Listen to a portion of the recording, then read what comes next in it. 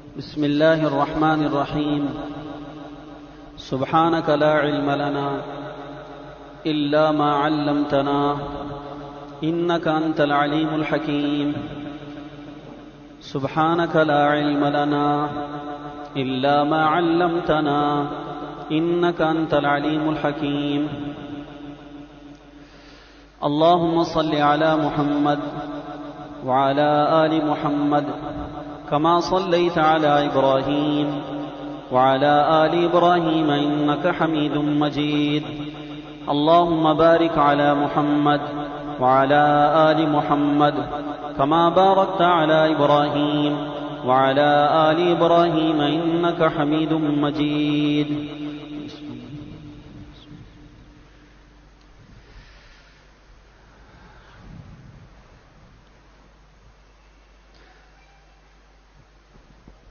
بھائیوں سے درخواست کی تھی کہ قرآن مجید لے کر آئیں.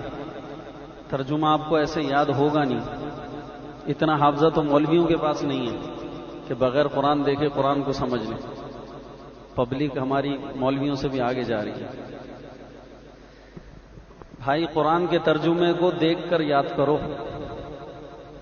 قرآن نازک ترین کتاب ہے، اس لیے اس میں ذرہ برابر بھی ترجمے میں خطا آدمی کو بہت دور پہنچا سکتی ہے.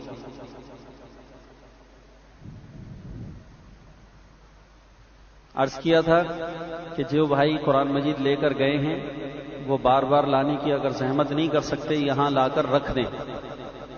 ہمارے مسجد کے خدام جو ٹپائیاں لگاتے ہیں آپ کی ٹپائیوں پہ انشاءاللہ آپ کے سامنے قرآن مجید رکھ دیں گے اور واپس اس کو اٹھا کر دوبارہ الماری میں رکھ دیں. ایسے سمجھ میں نہیں آئے گا. ہمیں تو یاد نہیں پڑتا بالکل کہ کسی مدرسے کے اندر قرآن کا ترجمہ پڑھایا جا رہا ہو اور طلباء کے ہاتھ میں قرآن نہ ہو. ایسا ممکن نہیں. اللہ اکبر.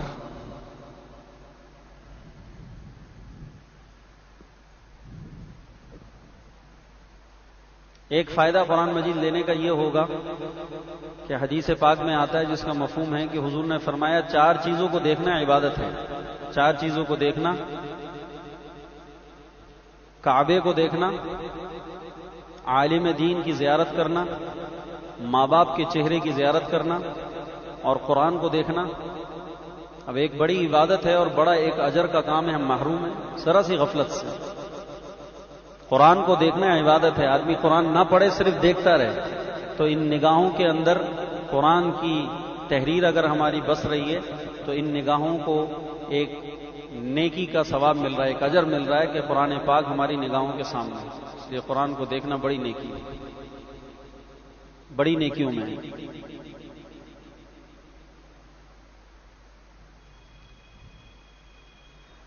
دیکھیے بھائی سورۃ البقرہ کی آیت نمبر 26 تک ہم پہنچ گئے تھے. فتلقى آدم من ربه، یہاں سے بات شروع ہے. بعد اعوذ باللہ من الشیطان الرجیم. فتلقى آدم من ربه کلمات فتاب علیہ انه هو التواب الرحیم. قلنا اهبطوا منها جميعا فإما يأتينكم مني هدى فمن تبع هداي فلا خوف عليهم ولا هم يحزنون والذين كفروا وكذبوا بآياتنا أولئك أصحاب النار هم فيها خالدون.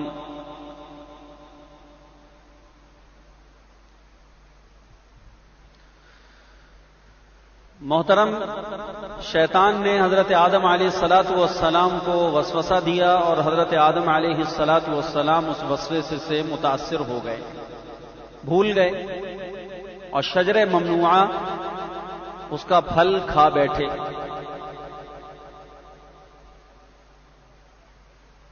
اللہ تعالیٰ نے حکم فرمایا کہ آپ جنت سے تشریف لے جائیں.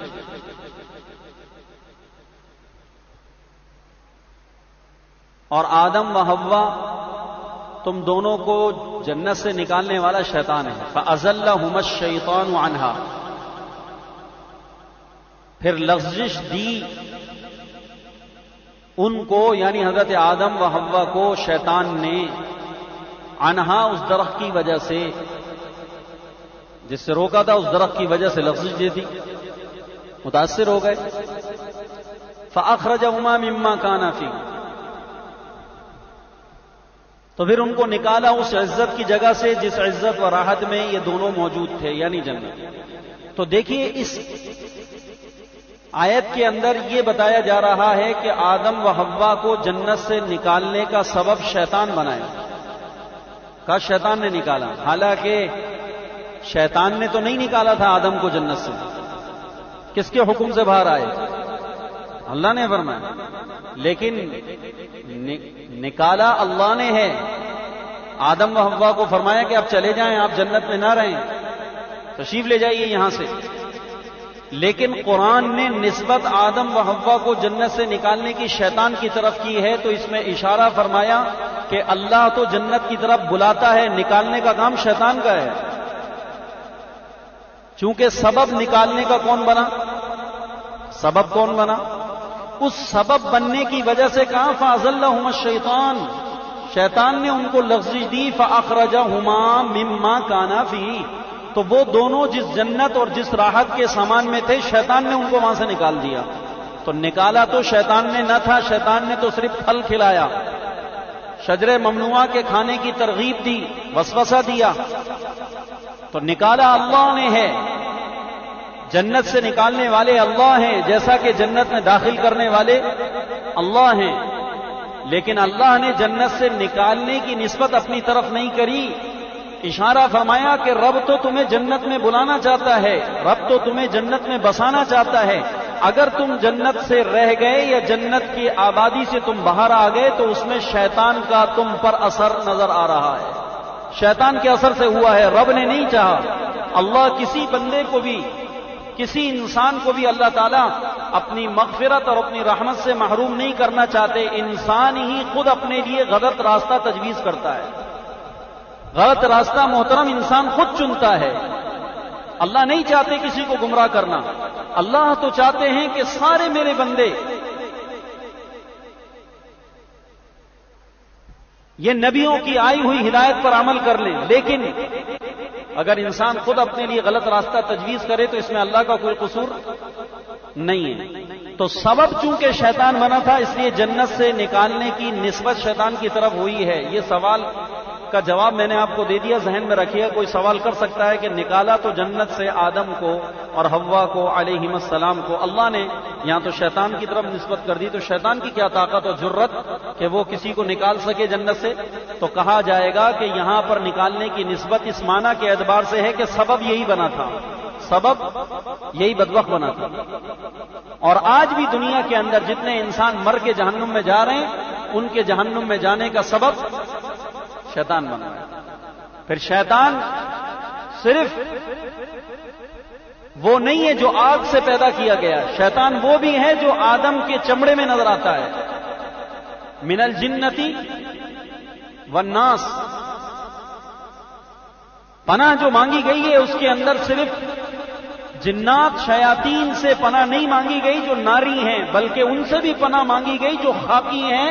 لیکن خاکی ہونے کے باوجود وہ شیطان کے طاغوت اور اس کی جماعت ہیں، اس کے ممبر اور افراد ہیں، اس کے کارندے اور اس کے کارکن ہیں، اور وہ پروگرام چلا رہے ہیں جو شیطان دنیا میں چاہتا ہے. لہذا بہت سارے انسان بھی لوگوں کو گمراہ کرنے کا ذریعہ بنتے ہیں. تو حضور سے فرمائے پناہ مانگے.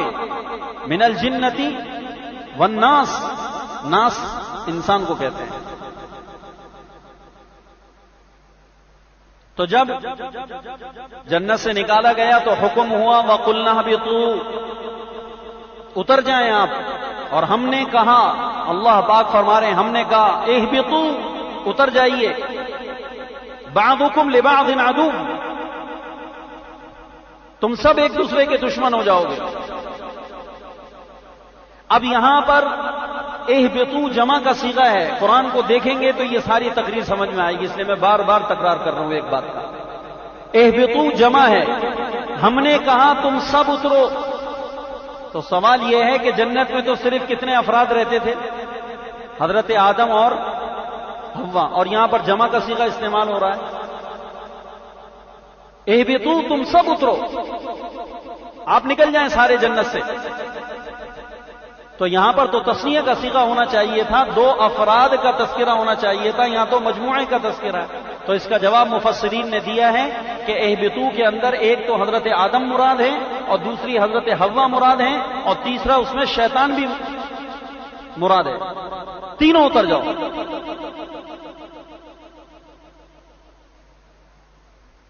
چونکہ شیطان کا بھی مردود ہونے سے پہلے جنت میں آنا جانا تھا، جنت میں آنا جانا تھا۔ یہ طاؤس الملائکہ مشہور تھا، عبادت کے ذریعے سے اس نے اتنا بڑا مقام حاصل کر لیا تھا کہ یہ مقربین فرشتوں کے ساتھ رہا کرتا تھا، اور جنت میں اس کا آنا جانا تھا۔ اور جنت اللہ نے آدم علیہ السلام کی پیدائش سے پہلے پیدا کر لی تھی۔ جنت اور جہنم کی تخلیق آدم کی تخلیق سے پہلے ہوئی ہے۔ تو اب حکم ہو رہا ہے کہ شیطان کو بھی کہ نکلے یہاں سے۔ تو اس کے بعد پھر کہا بعضکم لبعض عدو، تم سب ایک دوسرے کے دشمن ہوگے، یعنی آدم و حوا یہ شیطان تمہارا جیسے یہاں پر دشمن تھا، اس کی دشمنی کا سلسلہ محترم دنیا میں جا کر بھی قائم رہے گا، یہ وہاں بھی تمہارے ساتھ دشمنی کرے گا۔ خیال رکھنا، دیکھو یہاں تو اس نے درخت کھلوا دیا، اور یہاں پر اپنی دشمنی کے اندر یہ کامیاب ہو گیا۔ بعضکم لبعض عدو، تم سب ایک دوسرے کے دشمن ہوگے، یعنی آدم و حوا۔ اس کا خیال کرنا کہ اب دنیا میں جا رہے ہو، اور دنیا میں جانے کے بعد بھی شیطان کی اس دشمنی کا سلسلہ جاری و ساری رہے گا، کہ کہیں ایسا نہ ہو کہ جیسے جنت کے اندر اس نے وسوسہ دے کر آپ کو متاثر کر دیا اور حکم ٹوٹا، اس طرح کہیں دنیا میں جانے کے بعد پھر یہ متاثر نہ کر دے اور کوئی حکم نہ چلا جائے۔ تو بعضکم لبعض عدو، ایک دوسرے کے دشمن ہو۔ بعض حضرات نے تو کہا یہاں پر جمع کا صیغہ اس معنی میں ہے کہ آدم و حوا و شیطان، یہ تین، چونکہ تین پر جمع کا صیغہ بولا جاتا ہے اس لیے اہبطوا جمع لائے۔ اور بعض نے کہا نہیں، جب حضرت آدم کو اس نے سجدہ نہیں کیا تو اس سجدہ نہ کرنے کے بعد سے ہی یہ مردود و ملعون ہو چکا تھا، اور خدا نے جنت میں اس کا داخلہ بند کر دیا تھا، لہذا جنت میں صرف حضرت آدم اور حضرت حوا تھیں، جنت میں حضرت آدم و حوا تھیں۔ جنت سے یہ رک گیا تھا، مردود ہو چکا تھا، اور باہر سے کھڑے ہو کر اس نے وسوسہ ڈالا تھا۔ تو یہاں پر جمع کا صیغہ اس معنی کے اعتبار سے ہے کہ یہاں پر اللہ تعالیٰ نے حضرت آدم کو اور حضرت حوا کو اور ان کی پشت میں جو اولاد ہے اس کو خطاب کر کے کہا اہبطوا، آدم تم بھی اتر جاؤ اور حوا تم بھی اتر جاؤ، اور تمہاری جو اولاد ہے، تمہاری ذریت ہے تمہاری پشت میں، یہ بھی جنت سے اتر جاؤ۔ بعضکم لبعض عدو، تم ایک دوسرے کے دشمن ہوگے، یعنی اس میں اشارہ کیا کہ اے آدم و حوا تیری اولاد آپس میں لڑتی رہے گی، دشمن رہیں گے ایک دوسرے کے۔ بعضکم لبعض عدو، بعض کا دشمن ہوگا، ایک دوسرے کے ساتھ دشمنیاں کریں گے، کبھی مال کی وجہ سے آپس میں لڑیں گے، کبھی عہدوں پر لڑائی ہو رہی ہوگی، کبھی ملک پر لڑائی ہو رہی ہوگی، کبھی خطوں پر لڑائی ہو رہی ہوگی، کبھی لسانیت پر لڑائی ہو رہی ہوگی، کبھی ذاتی عداوت و دشمنی پہ لڑائی ہو رہی ہوگی، کبھی زر و دولت کے لیے لڑائیاں ہو رہی ہوں گی، کبھی عورت پر لڑائی ہو رہی ہوگی، کبھی کسی بنیاد پر کبھی کسی بنیاد پر۔ قرآن نے حضرت آدم و حوا کو جنت سے اتارا، اور ان کی اولاد جو ان کی پشت میں موجود تھی ان کی طرف اشارہ کر کے جمع کا صیغہ استعمال کیا۔ وَقُلْنَا اهْبِطُوا بَعْضُكُمْ لِبَعْضٍ عَدُوٌّ، آپ اتر جائیں، سب چلے جائیں یہاں سے، جنت سے چلے جائیں سارے کے سارے، اور آپ سب یہاں سے اتر جائیں۔ بَعْضُكُمْ لِبَعْضٍ عَدُوٌّ، آپ سب کے سب ایک دوسرے کے دشمن ہو جاؤ۔ تو اس معنی کے اعتبار سے بھی معنی میں بڑی قوت ہے کہ آدم کی اولاد کے بارے میں یہ خبر دی جا رہی ہے کہ آپ کی اولاد آپس میں ایک دوسرے کی کیا بن جائے گی؟ دشمن بن جائے گی۔ تو آپ بتائیں کہ 14ویں صدی کا خصوصاً یہ دور جو ہمارا گزر رہا ہے، اس دور کے اندر یہ آیت کس طرح صداقت کے ساتھ اللہ تعالیٰ کے کلام کی صداقت کا منہ بولتا ثبوت ہے کہ اللہ نے ہزاروں سال پہلے اولاد آدم کے بارے میں حضرت آدم کو، ابا جان کو اور اما جان کو خبر دی کہ آپ کی اولاد آپس میں لڑے گی۔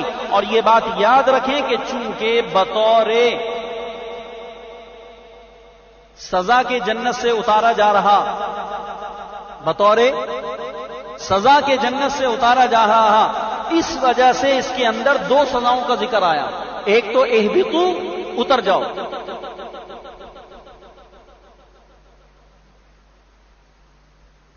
تو اس میں سزا ہے بالکل واضح. مثلا آپ نے کسی کو کوئی رہنے کے لیے مکان دے دیا اور بغیر کسی پیسوں کے، کرایہ دار آپ کے یہاں فری میں رہتا ہے، کرایہ دار نے آپ کو تنگ کرنا شروع کر دیا، آپ اس سے پیسے بھی نہیں لیتے اور پھر بھی پریشان کر رہا ہے، تو آپ کہتے ہیں میاں ہمارا گھر خالی کرو. تو یہ گھر خالی کرنے کا حکم بطور سمجھ میں آ رہی؟ تو ایک تو سزا یہ، اور دوسری سزا کا ذکر بعضکم لبعض عدو، آپ کی اولاد آپس میں لڑے گی، آپ کی اولاد آپس میں دشمن ہوگی ایک دوسرے کی. اس میں حضرت آدم و حوا کے لیے کیا سزا ہے؟ فرمایا کہ اولاد کا لڑنا ماں باپ کے لیے اذیت کا سبب ہوتا ہے. جی بھائی سمجھ میں آ رہا ہے قرآن؟ اولاد کا لڑنا ماں باپ کے لیے اذیت کا. بھائی دو بھائی آپس میں لڑتے رہیں تو کس کو تکلیف ہوگی اس سے؟ ماں باپ پریشان ہوں گے نہیں ہوں گے؟ بہن بھائیوں میں لڑائی ہے، بھائی بہن سے بات نہیں کرتا، بہن بھائی سے بات نہیں کرتی، بڑا بھائی چھوٹے بھائی اور چھوٹا بھائی بڑے بھائی سے لڑا بیٹھا ہے اور آپس میں گفتگو بند ہے، ایک دوسرے کی شکل دیکھنا نہیں چاہتے، ایک دوسرے کے گھر جانا نہیں چاہتے. تو ماں باپ اگر زندہ ہیں اور ماں باپ کو یہ پتا چلے تو ماں باپ اس سے خوش ہوں گے نالا ہوں گے؟ ماں باپ کے لیے تکلیف ہے، اذیت ہے، ماں باپ کے لیے اس میں بڑی معنوی سزا ہے. فرمایا وَقُلْنَا اهْبِطُوا بَعْضُكُمْ لِبَعْضٍ عَدُوٌّ. آدم علیہ السلام اور حوا آپ دونوں چلے جائیں یہاں سے، اور آپ کی اولاد بھی چلی جائیں یہاں سے، اور آپ لوگ دنیا میں ایک دوسرے کے دشمن ہوں گے. اولاد آپ کی آپس میں لڑے گی، اولادوں کی لڑائی ہوگی. تو اب آپ یہ بتائیں کہ انبیاء علیہم الصلوات والسلام روحانی والد ہوا کرتے ہیں، جد امجد حضرت آدم ہیں. تو حضرت آدم علیہ الصلوات والسلام کو جب ہمارے شہر کراچی کی قتل و غارت گری کے بارے میں فرشتے جا کر یا اللہ ان کو خبر دیتے ہوں گے تو کیا حضرت آدم کو تکلیف ہوگی کہ نہیں ہوگی؟ جی اسی طرح مدینہ پاک کے اندر پیارے آقا محمد عربی صلی اللہ تبارک و تعالی علیہ وسلم کے سامنے ہر پیر کو یا ہر جمعرات کو یا ان دونوں دنوں کے اندر امت کے اعمال پیش کیے جاتے ہیں. اور ایک روایت تو میں آج پڑھ رہا تھا تفسیر مظہری کے اندر، قاضی ثناء اللہ پانی پتی رحمت اللہ علیہ نے اس آیت پر فَكَيْفَ إِذَا جِئْنَا مِنْ كُلِّ أُمَّةٍ بِشَهِيدٍ وَجِئْنَا بِكَ عَلَى هَؤُلَاءِ شَهِيدًا، کہ اے پیغمبر اس وقت آپ کا کیا حال ہوگا جب ہم ہر امت پر ان کے نبی کو گواہ بنا کر لائیں گے اور آپ کی امت پر آپ کو گواہ بنا کر لائیں گے. آپ کی امت پر آپ کو گواہ بنا کے لائیں. یہاں پر آ کر بیچارے نہ سمجھ لوگ نبی کے حاضر ناظر ہونے کو ثابت کرتے ہیں. ایک طبقہ ہے وہ کہتا ہے دیکھو جی گواہ اس کو کہتے ہیں جو اپنی آنکھوں سے سب کچھ دیکھ رہا ہو. تو اس کا مطلب ہے حضور ہمارے درمیان، کہ اللہ نے کہا کہ فَكَيْفَ إِذَا جِئْنَا مِنْ كُلِّ أُمَّةٍ بِشَهِيدٍ، اس وقت آپ کا کیا حال ہوگا اے نبی جی کہ جب ہم ہر نبی کو اس کی امت پر گواہ بنا کے لائیں گے. وَجِئْنَا بِكَ عَلَى هَؤُلَاءِ شَهِيدًا، اور آپ کی امت پر آپ کو گواہ بنا کر لائیں گے. تو گواہ وہ ہوتا ہے جو اپنی آنکھوں سے کچھ ہوتا ہوا دیکھے. تو اس کا مطلب ہے نبی ہمارے درمیان موجود ہیں. وہ آیت کے ظاہر سے بیچارے دھوکہ کھا جاتے ہیں. تو اس کا جواب حدیثوں کے اندر آتا ہے. اصل میں بات یہ ہے کہ صرف استعداد کم ہے نا تو صرف اردو ترجمے دیکھ کر جو سمجھ لیتے ہیں وہ بتا دیتے ہیں. عربی کتب کو اگر تفاسیر کو اٹھائیں تو پتہ چلے کہ اس میں کیا کچھ ذخیرہ موجود ہے اور ہر بات کا جواب موجود ہے. تفسیر ابن ابی حاتم میں تو یہاں تک ہے کہ جب حضور کے سامنے یہ آیت پڑھی گئی تو اللہ کے پیارے پیغمبر علیہ الصلوۃ والسلام رونے لگے اور فرمانے لگے کہ اے اللہ، جب تک میں دنیا میں موجود تھا اس وقت تک میری امت نے میری آنکھوں کے سامنے جو کیا اس پر تو میں گواہ بن سکتا ہوں. آپ فرما رہے ہیں کہ آپ کو گواہ آپ کی امت پہ بنا کے لایا جائے گا، تو اے میرے رب، میرے دنیا سے پردہ کرنے کے بعد میری امت پیچھے کیا کر رہی ہے، میں ان کی گواہی کیسے دے سکتا ہوں؟ آپ رو رہے ہیں اس بات کے اوپر. اور دوسری بات جو حدیث سے ثابت ہے وہ یہ کہ خدا کے پیغمبر کو جو امت پر گواہ بنانے کے لیے کہا گیا اس سے مراد یہ ہے کہ حضور اگرچہ ہمارے درمیان موجود نہیں لیکن ہمارے سارے کرتوت فرشتوں کے ذریعے مدینہ پاک میں بروز پیر اور جمعرات، اور بلکہ ایک روایت قاضی ثناء اللہ پانی پتی رحمہ اللہ ہے یہ لے کر آئے ہیں کہ اس کے اندر تو یہ آتا ہے کہ حضور صلی اللہ علیہ وسلم کی امت کے اعمال ہر صبح و شام کو فرشتے لے کر پہنچتے ہیں. حوالہ یاد رکھیے گا، بات مضبوط عرض کر رہا ہوں.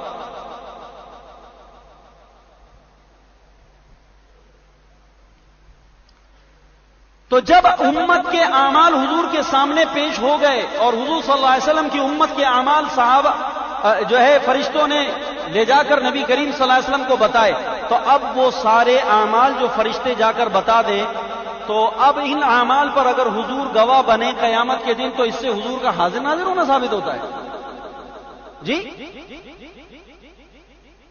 گواہی دینے کے لیے دیکھنا کافی نہیں، دیکھ لینا ضروری نہیں، بلکہ گواہی دینے کے لیے جیسے دیکھ لینا ضروری اور کافی ہے، اسی طریقے سے کسی ایسی معتبر شہادت کا پہنچ جانا جس کی شہادت میں جھوٹ کا ذرہ برابر بھی کوئی شائبہ نہ ہو، اس کا بتا دینا بھی دیکھنے کے حکم کے اندر ہے. فرشتے جا کے بتا رہے ہیں محترم، اور فرشتے جھوٹ نہیں بولتے.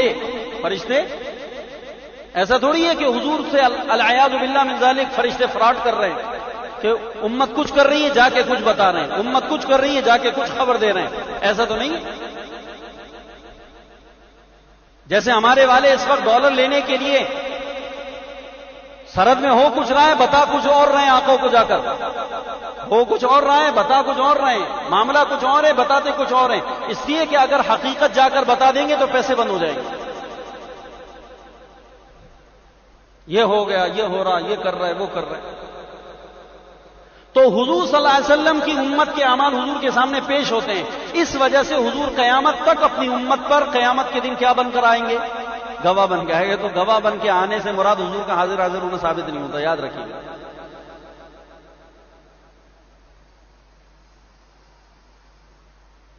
تو جیسے حضرت آدم علیہ الصلوۃ والسلام کے سامنے امت کے اعمال پیش ہوں اولاد کے، تو حضرت آدم کو تکلیف ہوتی ہوگی، تو ہماری کراچی کی جو قتل و غارت گری ہے اور آپس میں مسلمانوں کا لڑاؤ اور ٹکراؤ ہے اور لسانیت کی بنیاد پر خون خرابہ ہے، جب پیارے آقا محمد عربی مدنی صلی اللہ تبارک و تعالی علیہ وسلم کو یہ بتایا جاتا ہوگا، جا کر فرشتے بتاتے ہوں گے، تو آپ اندازہ لگائیں کہ پیارے آقا کا قبر مبارک میں کیا حال ہوتا ہوگا غم سے. کتنے حزین اور غم زدہ ہوتے ہوں گے ہمارے نبی کہ ہائے میں امت کو کس حال پہ چھوڑ کے گیا تھا، یہ کہاں پہنچ گئے. یہ کن چھوٹی چھوٹی باتوں پر آپس میں الجھ کر لڑنے لگے اور مرنے لگے اور ایک دوسرے کی گردنیں کاٹنے لگے. ان کو تو میں ایسا بنا کے گیا تھا کہ یہ ایک دوسرے کے لیے خون دینے والے بنے، جان دینے والے بنے، اپنے بھائی کا روپیہ بچانے کے لیے اپنے لاکھ روپے کا نقصان برداشت کریں. یہ کیا ہوا کہ یہ اپنا روپیہ کمانے کے لیے بھائی کے ہزاروں روپے نقصان کرنے کو تیار بیٹھے ہیں، یہ اپنی انگلی بچانے کے لیے بھائی کی گردن اڑانے کے لیے تیار بیٹھے ہیں. ان کو کیا ہو گیا؟ پیارے آقا کو کتنی تکلیف اس سے ہوتی، ہم اندازہ نہیں لگا سکتے. تو اولاد کی لڑائی ماں باپ کے لیے بھی تکلیف کا اور سزا کا باعث ہے. تو دو باتیں اس میں آ گئی، اس لیے حکم دیکھو بطور حاکمانہ ہے. وَقُلْنَا، اور ہم نے کہا، اهْبِطُوا، اتر جاؤ، بَعْضُكُمْ لِبَعْضٍ عَدُوٌّ، تم ایک دوسرے کے دشمن، وَلَكُمْ فِي الْأَرْضِ مُسْتَقَرٌّ وَمَتَاعٌ إِلَىٰ حِينٍ، اور تمہارے لیے زمین میں، تمہارے واسطے زمین میں ٹھکانہ ہے اور نفع اٹھانا ہے ایک مدت تک، موت تک تم نے سب نے دنیا میں رہنا ہے. فَتَلَقَّىٰ آدَمُ مِن رَّبِّهِ كَلِمَاتٍ فَتَابَ عَلَيْهِ، پس سیکھے آدم نے اپنے رب سے چند کلمات، پس سیکھے آدم نے اپنے رب سے سیکھے. کیا مطلب؟ حضرت آدم علیہ السلام کو جب اللہ تعالیٰ نے بطور حاکمانہ حکم دیا اہبطوا، اس میں جلال تھا، اتر جائیے، تو حضرت آدم علیہ السلام جنت سے باہر تشریف لے آئے. تو آدم علیہ السلام اللہ تعالی کی اس جلال اور عظمت کی پیش نظر ایسے ترساں اور سہمے ہوئے رہنے لگے کہ زبان سے کوئی لفظ توبہ کا نکالنا بھی اس وجہ سے ڈرتے تھے کہ کہیں یہ لفظ بھی میرا عتاب کا اور پکڑ کا سبب نہ بن جائے. تو بالکل گونگے ہو گئے اور اندر سے گھل رہے ہیں، اندر سے تڑپ رہے ہیں، اندر سے رونا دھونا لگا ہوا ہے، آنسو بہ رہے ہیں اور زبان سے کوئی لفظ نہیں نکل رہا کہ مبادہ میں کوئی معافی کا کلمہ عرض کروں حضور اللہ کی بارگاہ کے اندر، اور وہ کلمہ بھی اللہ تعالیٰ کی ناراضگی کا باعث ہو جائے. اس لیے جرت نہیں کر رہے تھے خدا کے پیغمبر. اور اس مردود کو دیکھو کہ وہ اللہ تعالیٰ سے مناظرہ کر رہا تھا. جب کہا کہ تم نے سجدہ کیوں نہیں کیا تو اس نے کہا میں ان سے بہتر ہوں. اس کا انداز دیکھیں اور نبی کا انداز دیکھیں کہ زبان سے توبہ کا کلمہ تک ادا کرنے کی جرت نہیں ہے کہ مبادا میں کوئی کلمہ بولوں اور وہ جملہ اور وہ کلمہ بھی اللہ تعالیٰ کی ناراضگی کا سبب نہ بن جائے، لہذا گونگے بن کر آنسو بہاتے رہے. یہاں تک کہ 300 سال تک حضرت آدم گونگے بن کر اندر سے گھل رہے تھے، تڑپ رہے تھے، اور کوئی کلمہ زبان پر توبہ کا لا نہ سکے، روتے رہے، یہاں تک کہ خدا کو پھر ترس آیا، اللہ مہربان ہوئے تو خدا نے پھر حضرت آدم کو توبہ کے کلمات تلقین کرے. تو اس لیے یہ لفظ آیا فتلقى آدم من ربہ، پس آدم نے اپنے رب سے توبہ کے چند کلمات سیکھے. اللہ تعالیٰ نے دل میں ڈالا کہ اے آدم ان کلمات کو تم زبان پر اپنے لے کر آؤ اور ان کلمات کے ذریعے سے اپنے رب کی بارگاہ میں معافی مانگو تو تمہارا رب مہربان ہوگا، تمہیں معاف کر دے گا. اس سے یہ پتا چلا کہ توبہ کرنے والا گناہگار وہ اپنے گناہ پر معافی مانگنے کے لیے اپنے انداز اختیار نہ کرے، بلکہ اہل علم سے، علماء سے معلوم کرے کہ مجھ سے گناہ ہو گیا، توبہ کا کیا طریقہ اور توبہ کے کیا الفاظ ہیں جو میں اپنے رب کی بارگاہ میں عرض کر اپنے گناہ کی تلافی کر سکوں. اپنا انداز نہیں چلانا ہے، جس کے جو سمجھ میں آئے، جیسے کوئی کان پکڑتا ہے، کوئی ٹھک بیٹھک لگانے لگتا ہے، کیا کر رہے ہیں اور اپنے آپ میں نے اللہ سے معافی مانگ لی، توبہ اللہ. یہ پبلک کی توبہ دیکھو، اللہ میری توبہ، کان پکڑ کے ادھر سے ادھر کھینچتے ہیں، کوئی ٹھک بیٹھک لگا لیتا ہے، کوئی کچھ کر لیتا ہے، اور اپنے ذام میں ہے کہ ہمارے سارے گناہ معاف ہو گیا ہمارا کام. یہ توبہ ہو گئی؟ توبہ آگے آ رہی ہے، بات سے بات جڑتی ہے. قرآن تو سارا دین اپنے اندر رکھا ہوا ہے. اگر قرآن کو ہم سمجھیں تو خدا کا سارا دین قرآن سے ہمیں ملے گا انشاءاللہ. یہ تو آج امت کی گمراہی کی سب کا باعث اور سبب قرآن سے دوری بنا ہے. اگر قرآن ہے تو سارا دین انشاءاللہ قرآن کی آیات سے، قرآن کے حروف سے آپ کو ملتا چلا جائے گا. قرآن میں غور کریں، یہ سارا دین آپ کو اس سے ملے گا. تو فتلقى آدم من ربه کلمات، پس سیکھے آدم نے، یعنی کس نے سکھائے؟ یہ کلمات کون سے تھے؟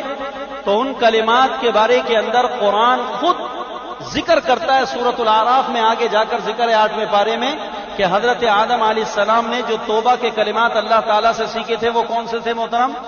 ربنا ظلمنا انفسنا وان لم تغفر لنا وترحمنا لنکونن من الخاسرین. تو محترم یہ کلمات جو ہیں توبہ کے، یہ کلمات آدم کے کلمات ہیں یا اللہ کے کلمہ ہے جو اللہ نے آدم کو سکھایا؟ فتلقى، سیکھے آدم نے. تو یہ توبہ کے الفاظ حضرت آدم کے بنائے ہوئے نہیں ہیں، یہ توبہ کے کلمات اور الفاظ حضرت آدم کے اپنے، نبی محترم کے اپنے الفاظ نہیں ہیں. یہ توبہ کے کلمات اللہ کے عطا کردہ ہیں. اللہ نے آدم کو سکھائے توبہ کے کلمات، تو وہ توبہ کے کلمات ابن عباس نے کہا یہ ہیں جو سورۃ الاعراف میں مذکور ہیں. ربنا ظلمنا انفسنا، یعنی اللہ نے کہا حضرت آدم علیہ السلام سے اور ان کی بیوی حوا سے کہ تم یوں اللہ سے کہہ کر معافی مانگو، ربنا، اے ہمارے پروردگار، اے ہمارے رب، اے ہمارے پالنہار، ظلمنا انفسنا، ہم نے اپنی جانوں پر ظلم کیا. تو پاک ہے، تیری ذات پاک ہے، سارے عیب سے تو پاک ہے، ہم اپنی طرف نسبت کر رہے ہیں. اللہ ہم سے حکم عدولی ہوئی، ہم سے ذہول ہوا، ہم سے غلطی ہوئی، ہم کوتا، ہم مجرم، اے اللہ ہم سے غلطی ہوئی ہے، ہم ظالم ہیں. ربنا ظلمنا انفسنا، تو نے ہماری جانوں پر زیادتی اور ظلم نہیں کیا، ہم نے خود ہی اپنی جانوں پر ظلم کیا ہے. ظلمنا انفسنا وَإِن لَّمْ تَغْفِرْ لَنَا، اے اللہ اگر تو نے ہمیں نہ معاف کیا، تو نے اگر ہماری بخشش نہ کی، وَتَرْحَمْنَا، اور تو نے ہم پر مہربانی نہ کی، ہم پر رحم نہ کیا، تو لَنَكُونَنَّ مِنَ الْخَاسِرِينَ، تو ہم البتہ خسارہ پانے والے یعنی نقصان پانے والوں میں سے ہو جائیں. مہربانی کر دے اللہ تو یہ کلمات کس نے عطا کیے توبہ کے؟ تو آپ اندازہ لگائیں کہ جو رب حضرت آدم کو توبہ کے کلمات سکھا رہا ہو، اور اللہ تعالیٰ نے حضرت آدم کو توبہ کے کلمات اس لیے سکھائے کہ اللہ توبہ قبول کرنا چاہتا تھا، اسی لیے تو کلمات سکھائے. تو اب آپ اندازہ لگائیں کہ قرآن کی یہ دعا، قرآن کے یہ بخشش کے الفاظ کہ جس کے ذریعے سے آدم نے بخشش مانگی، اللہ تعالیٰ نے اولاد آدم پر کتنی مہربانی کری کہ بندے آئیں گے، اولاد آدم ہوگی، اور ان سے جگہ جگہ قدم قدم پر خطائیں ہوں گی. تو اگر یہ میرے بندے بھی اسی طرح اپنے ابا جان کی طرح ان کلمات کے ذریعے سے میری بارگاہ میں رونا دھونا کریں، تو جیسے ان کے ابا جان کو میں نے معاف کر دیا، ان کلمات کے واسطے سے میں ان کو بھی معاف کر دوں. تو یہ کلمات اللہ نے حضرت آدم کو سکھائے، صرف کیا ساری اولاد کو. ذریعہ کون بنے؟ حضرت آدم. تو ساری اولاد کے لیے یہ کلمات آئے ہیں، صرف حضرت آدم کے لیے ہیں؟ ساری اولاد کے لیے ہیں. لہذا ہم نے بھی انہی کلمات کا سہارا لے کر اپنی زندگی میں روزانہ اللہ تعالیٰ سے اپنے گناہوں پر معافی مانگنی ہے کہ ہم میں کوئی بھی ایسا نہیں ہے جو یہ دعویٰ کرے کہ مجھ سے دن رات خطائیں نہیں ہوتی، گناہ نہیں ہوتے. کوئی بھی ایسا نہیں ہے. گناہ ہوتے ہیں، نافرمانیاں ہوتی ہیں، تو ان کے تدارک کا اللہ تعالیٰ نے علاج بتا دیا. تو فَتَلَقَّى آدَمُ مِن رَّبِّهِ کلمات، چند کلمات حضرت آدم نے سیکھی. فَتَابَ عَلَيْهِ، تو پس معذرت قبول کی اللہ تعالیٰ نے حضرت آدم کی. إِنَّهُ هُوَ التَّوَّابُ الرَّحِيمُ، بے شک وہ اللہ توبہ قبول کرنے والا ہے اور رحم کرنے والا ہے. دیکھو تواب کے بعد رحیم کی صفت بڑھانے میں اس بات کی طرف اشارہ ہے کہ توبہ کا قبول کرنا اللہ پہ واجب. میاں اگر کوئی توبہ کرے، آنسو بہائے، تو خدا کے ذمے واجب نہیں ہے کہ اس کے آنسوؤں کو تولنا شروع کر دے اور ان آنسوؤں کی موتیوں کی طرح قیمت لگانا شروع کر دے. اللہ کے ذمے نہیں ہے کہ کسی توبہ کرنے والے، رونے دھونے والے، بلبلانے والے، آہیں بھرنے والے کی آہوں کو ضروری قبول کر لے. کائنہ هو التواب الرحیم، بے شک وہ اللہ توبہ کرنے والا مہربان ہے. یعنی یہ اس کی مہربانی ہے کہ تمہارے آنسوؤں کی قدر کر لیتا ہے، تمہارے آنسوؤں کو تول لیتا ہے، تمہارے آنسوؤں کی قدر کر لیتا ہے، تمہارے آنسوؤں کو موتی بنا دیتا ہے، ان کو لال و مرجان بنا دیتا ہے. یہ اس اللہ کی مہربانی ہے. وگرنہ اگر وہ اللہ نہ چاہے تو اس اللہ کے ذمے کسی کی توبہ قبول کرنا واجب، اس اللہ پر کوئی چیز واجب نہیں ہے. تو اسی لیے رحیم کی صفت تواب کے بعد بڑھائی ہے. تواب کے بعد الرحیم لانے کی غرض سمجھ میں آ گئی. انہ هو التواب الرحیم، بے شک وہ اللہ توبہ قبول کرنے والا ہے اور مہربان ہے. یعنی توبہ قبول کرنے میں اس کی مہربانی کو دخل ہے. وہ مہربان ہے تو توبہ قبول کر رہا ہے، وگرنہ اس کے ذمے کسی کی توبہ قبول کرنا واجب، اللہ پر کوئی چیز واجب نہیں ہے. سمجھ میں آ رہی ہے بھائی؟ دیکھو ساری بات قرآن کی ہے، اس لیے میں بار بار اپنی بات عرض کر رہا ہوں. سما سے یہ سب چیزیں بھول جائیں گے. درس ختم ہوگا، گھر آپ جائیں گے، اگلے ہفتے آپ آئیں گے، کچھ بھی نہیں پتا ہوگا مولوی صاحب نے کیا نقطے بتائے تھے قرآن میں. ترجمہ سامنے ہوگا، قرآن سامنے ہوگا، تو پھر آپ کو سمجھ میں آئے گی بات، اور ایک ایک سوال جواب کی شکل میں محفوظ رہے گا. اب آپ دیکھیں تواب، یہ لفظ تواب اللہ کی طرف بھی بولا جاتا ہے اور بندوں کی طرف بھی بولا جاتا ہے. لفظ تواب قرآن میں اللہ کے لیے بھی استعمال ہوا اور بندوں کے لیے بھی. ان اللہ یحب التوابین، ان اللہ یحب التوابین، اللہ تعالیٰ توبہ کو قبول، توبہ کرنے والوں کو پسند کرتا ہے. ان اللہ یحب التوابین، اور یہاں پر انہ هو التواب، تو یہاں پر تواب اللہ کے لیے استعمال ہوا اور وہاں پر تواب بندوں کے لیے استعمال ہوا. ان دونوں میں فرق یاد رکھیے گا کہ قرآن میں جب بھی لفظ تواب بندوں کے لیے استعمال ہوتا ہے، قرآن میں جب بھی لفظ تواب بندوں کے لیے آیا ہو تو اس سے مراد نافرمانی کی زندگی کو چھوڑ کر طاعت والی زندگی کو اختیار کرنا مراد ہوتا ہے.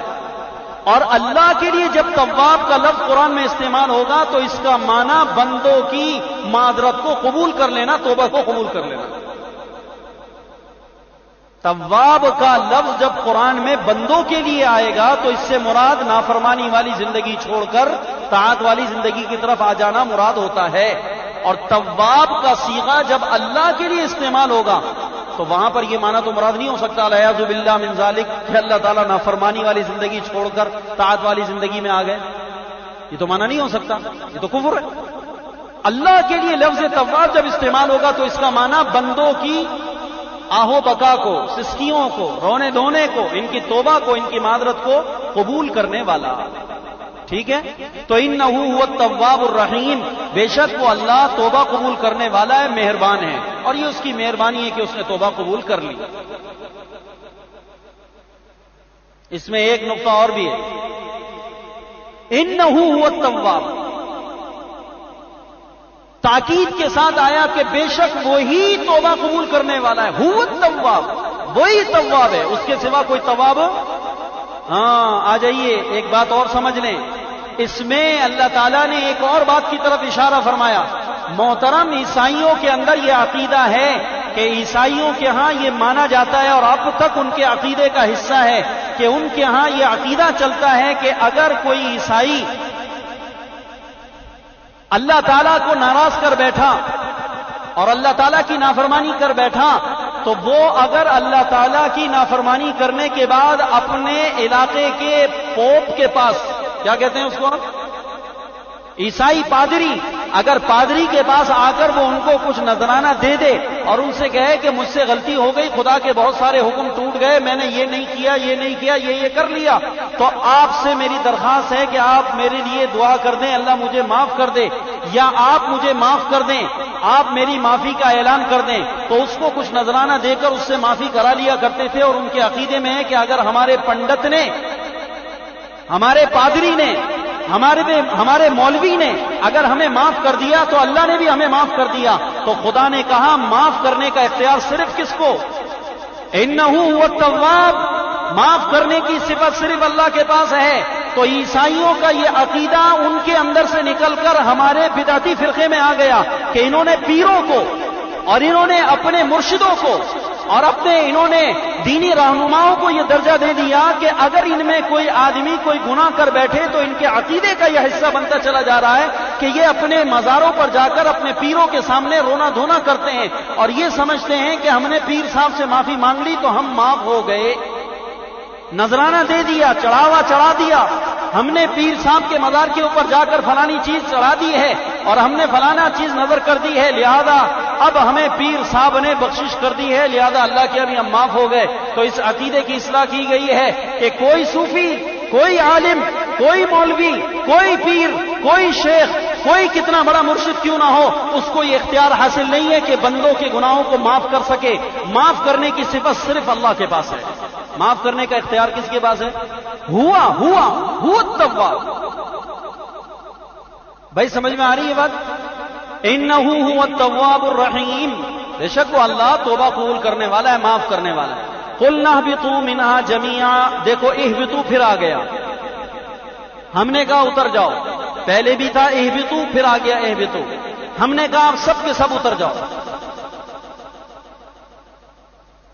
اب یہاں پر دوبارہ اهبطوا کو جو لائے ہیں وہ کس لیے لائے؟ مفسرین نے لکھا ہے کہ اهبطوا کے بعد دوبارہ اهبطوا لائے ہیں، اس میں دراصل اس بات کی طرف اشارہ ہے کہ آدم علیہ السلام کو جنت سے نکلنا جو ہوا تھا وہ کس وجہ سے ہوا تھا کہ لغزش ہو گئی، درخت کا پھل کھا بیٹھے. تو اس کے بعد اللہ تعالیٰ نے حضرت آدم کے رونے دھونے پر توبہ کے کلمات عطا کیے اور پھر کہا کہ میں نے توبہ کو قبول کر لیا. تو اب یہ ذہن میں آ سکتا تھا کہ محترم چونکہ لغزش کی وجہ سے جنت سے نکالے گئے تھے اور اب حضرت نے توبہ کر لی ہے اور توبہ اللہ نے قبول کر لی تو دوبارہ حضرت کو جنت میں جی بھائی توبہ قبول ہو گئی. جب توبہ قبول ہو گئی تو دوبارہ کہاں چلے جانا چاہیے تھا؟ بھائی لغزش کی وجہ سے نکلے تھے اور لغزش معاف ہو گئی، لغزش کی وجہ سے نکلے تھے، لغزش معاف ہو گئی، تو جہاں سے نکلے تھے دوبارہ وہیں اسی جنت میں دوبارہ چلے جاتے. تو اللہ تعالیٰ نے دوبارہ لے کر آئے قلنا اهبطوا کہ ہم نے گناہ، ہم نے لغزش تو آپ کی معاف کر دی، نسیان تو آپ کا معاف ہو گیا، لیکن اترنے کا جو حکم ہے وہ اب بھی باقی ہے. جو اترنے کا حکم تھا نا کہ اترو، وہ حکم تاحال باقی ہے، اس حکم میں کوئی رد و بدل نہیں آیا. لیکن اب انداز بیان تھوڑا سا بدل گیا. پہلے قلنا اهبطوا تھا حاکمانہ، اب ہے قلنا اهبطوا منها جميعا حکیمانہ. حکیمانہ انداز، آپ سب چلے جائیں. ہم نے کہا آپ چلے جائیں اور جا کر کیوں؟ اب حکیمانہ انداز اس لیے تھا کہ اب اترنا دنیا کے اندر بطور سزا کے نہیں ہے، بطور اعزاز کے ہے۔ پہلے اترنا تھا پہلے جنت سے نکلنا تھا بطور سزا کے، اور اب دوبارہ اسی حکم کو باقی رکھا ہوا ہے۔ کیوں؟ توبہ تو معاف ہو گئی لیکن حکم اپنی جگہ موجود ہے، تو دوبارہ لے کر آئے تاکہ کسی کو یہ وہم نہ ہو کہ اللہ میاں نے جب توبہ قبول کر لی تو حضرت آدم کو دوبارہ جنت میں بھیج دیں، تو کہا نہ قلنا اہبطوا منہا جمیعا، ہم نے کہا نہیں آپ اتریں۔ حضرت پھر بھی تشریف لے جائیں، توبہ قبول ہو گئی لیکن پھر بھی حضرت آپ دنیا میں تشریف لے جائیں۔ پہلے اترنا تھا بطور سزا کے اور اب اترنا ہے بطور اعزاز کے، اور وہ اعزاز کیا تھا جس کا اللہ تعالیٰ نے فرشتوں کے سامنے تذکرہ کیا رکوع کے شروع میں، وَإِذْ قَالَ رَبُّكَ لِلْمَلَائِكَةِ إِنِّي جَاعِلٌ فِي الْأَرْضِ، ہم نے فرشتوں سے کہا کہ ہم زمین میں اپنا کیا بنانا چاہ رہے ہیں؟ ہم اپنا زمین میں خلیفہ بنانا چاہ رہے ہیں۔ تو اب اتارنے کا جو حکم ہے وہ حاکمانہ نہیں ہے، حکیمانہ ہے کہ آدم اب نہ گھبرانا، اب جو آپ دنیا میں جا رہے ہیں تو بطور سزا کے نہیں جا رہے، اب تو اللہ تعالیٰ آپ کو اعزاز کے لیے بھیج رہا ہے کہ خدا زمین میں اپنا نائب بنا رہا ہے۔ اب تو آپ خدا کے نائب بن کے جا رہے ہیں، اب تو آپ کو بڑا درجہ مل رہا ہے، آپ خلیفہ بن رہے ہیں، اللہ تعالیٰ خلافت کا کام لے گا آپ سے۔ لہذا حضرت آدم علیہ السلام کو جنت سے اب جو اترنے کا حکم ملا ہے وہ بطور اعزاز کے، اور اعزاز کون سا؟ خلیفت اللہ کا اعزاز۔ کون سا؟ خلیفت اللہ کا اعزاز ہے کہ آپ اللہ کے خلیفہ بن کر جا رہے ہیں۔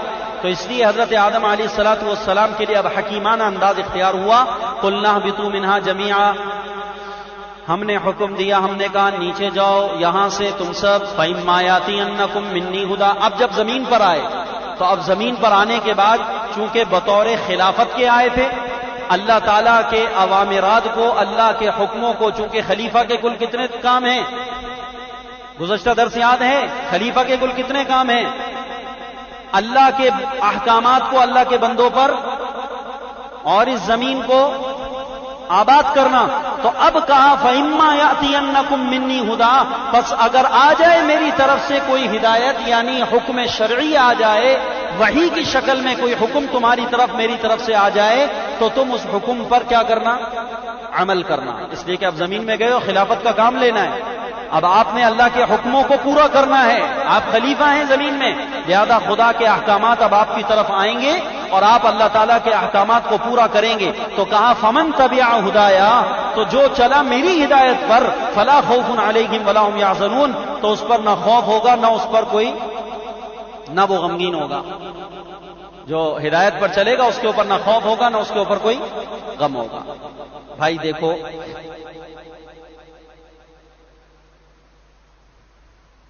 آدم علیہ السلام کو اللہ تعالیٰ نے چونکہ ازل ہی میں اللہ کے ہاں، اللہ کے علم میں یہ بات لکھی ہوئی تھی، موجود تھی کہ حضرت آدم علیہ السلام کو دنیا میں جانا ہے، اسی لیے جب حضرت آدم و حوا کو جنت میں ٹھہرایا گیا تو اس کے لیے لفظ سکون کا استعمال کیا، سکونت کا، وَقُلْنَا یا آدم اسکن انتا۔ اس لیے بعض عارفین کا قول ہے کہ حضرت آدم و حوا کو اللہ نے جنت میں جب ٹھہرنے کا حکم دیا تھا تو اس لفظ سے ہی حضرت آدم و حوا کو اشارہ دے دیا تھا کہ آپ نے یہاں مستقل نہیں رہنا، یہاں پر آپ نے سکونت اختیار کرنی ہے، اور سکونت اس جگہ کو کہتے ہیں جہاں چند روزہ قیام ہو، جہاں پر چند روزہ قیام۔ تو جنت حضرت آدم کے لیے دار السکون تھی، دار سکونت تھی، دار اقامت نہیں تھی، دار اقامت نہیں تھی۔ تو حضرت آدم علیہ السلام کو اللہ تعالیٰ نے سکونت کے لیے جنت میں بھیجا، اس لیے کہ خدا حضرت آدم سے جنت کی خلافت کا کام لینا چاہتا تھا یا زمین کی خلافت کا؟ مشورہ کیا ہوا تھا؟ فرشتوں سے کیا ہو رہا ہے کہ میں کیا بنانا چاہتا ہوں؟ زمین میں دیکھو لفظ ہے زمین میں اپنا خلیفہ، نہ یہ کہ جنت میں اپنا خلیفہ۔ اور ٹھہرایا کہاں؟ حضرت آدم کو رکھا جنت میں، اور فرشتوں سے کہا اللہ نے کیا شروع میں، وَإِذْ قَالَ رَبُّكَ لِلْمَلَائِكَةِ إِنِّي جَاعِلٌ فِي الْأَرْضِ خلیفہ۔ فرشتوں، میں زمین میں اپنا خلیفہ بنانا چاہتا ہوں۔ تو زمین میں خلافت کا تذکرہ فرشتوں سے ہوا تھا اور ٹھہرایا حضرت آدم کو جنت میں تھا، تو اس میں پہلے ہی اشارہ مل گیا تھا کہ یہ آدم کو خلافت زمین میں دینی ہے، جنت میں خلافت نہیں دینی. اس لیے حضرت آدم علیہ السلام کو جنت میں جو رکھا گیا وہ بطور عارضی رکھا گیا، بطور. تو اس لیے دنیا میں حضرت آدم کا آنا بطور سزا کے عیسائیوں کا ایک اور عقیدہ باطل ہوتا ہے اس بات سے. عیسائی یہ کہتے ہیں کہ جناب حضرت آدم علیہ الصلوۃ والسلام کی لغزش، وہ تو اس کے لیے بڑے غلط الفاظ بھی استعمال کرتے ہیں، نافرمانی اور گناہ اور پتہ نہیں کیا کیا حضرت آدم کے لیے بولتے ہیں، العیاذ باللہ، کہ حضرت آدم علیہ الصلوۃ والسلام کی نافرمانی کی وجہ سے ان کی ساری اولاد پھنس گئی، ساری اولاد مصیبت میں پڑ گئی حضرت آدم کی وجہ سے. تو محترم حضرت عیسیٰ علیہ السلام آئے اور انہوں نے آ کر سوری پر چڑھ کر ساری قوم کو اس کا کفارہ بن کر ساری قوم کو دلدل سے نکالا. ساری انسانیت کو دلدل سے نکالنے والے حضرت عیسیٰ ہیں جو سوری چڑھ گئے. تو قرآن پاک نے حضرت آدم علیہ الصلوۃ والسلام کے لیے لفظ استعمال کرتے ہوئے کہا کہ وہ بطور سزا کے نہیں تھے. غلط کہتے ہو نبی کی طرف، وہ تو توبہ قبول ہو گئی.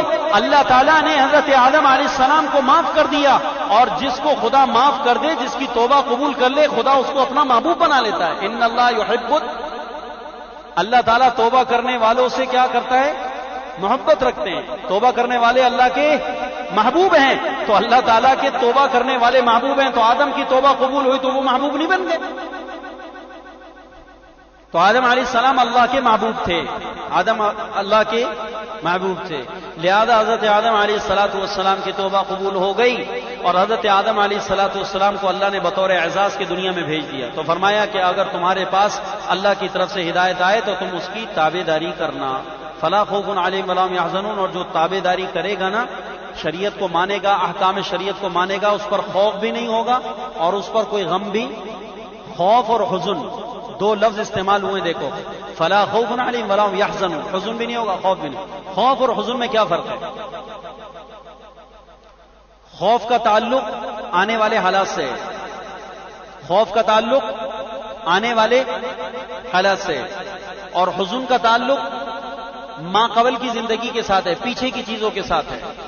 تو اللہ تعالیٰ فرما رہے ہیں کہ جو میرے بندے میری شریعت پر عمل کریں گے ان پر خوف بھی نہیں ہوگا اور ان پر حزن بھی نہیں ہوگا. کیا مطلب؟ جو خدا کی شریعت پر عامل ہوگا، اللہ کے دین کو مانے گا، نہ خوف آئے گا اس پر، نہ حزن آئے گا. ان الذین قالوا ربنا اللہ ثم استقاموا تتنزل علیہم الملائکہ، جو ایمان لائے اس پر ڈٹ گئے تو ان پر موت کے وقت میں فرشتے اتریں گے. تتنزل علیہم الملائکہ، ان کے پاس موت کے وقت میں رحمت کے فرشتے اتریں گے، اور وہ فرشتے اس مرنے والے سے اس موت کے وقت میں کہیں گے اللہ تخافوا ولا تحزنوا، تم خوف نہ کرو اور تم حزن غم نہ کرو. اللہ تخافوا ولا تحزنوا، تم خوف نہ کرو اور حزن نہ کرو. اس میں دو لفظ استعمال کر کے اس بات کی طرف اشارہ کیا کہ خوف آئندہ آنے والے حالات کے بارے میں. چونکہ مومن نے سنا ہے دنیا کے اندر قبر میں کیا ہوتا ہے؟ عذاب. مومن نے سنا ہے کہ قیامت کے دن اللہ تعالیٰ غضبناک حالت میں ہوں گے، اور اس دن نام اعمال کسی کو بائیں ہاتھ میں بھی دیا جائے گا. مومن نے دنیا میں سنا تھا کہ جہنم ہے آگے، اس میں آگ ہے، سانپ ہیں، بچھو ہیں.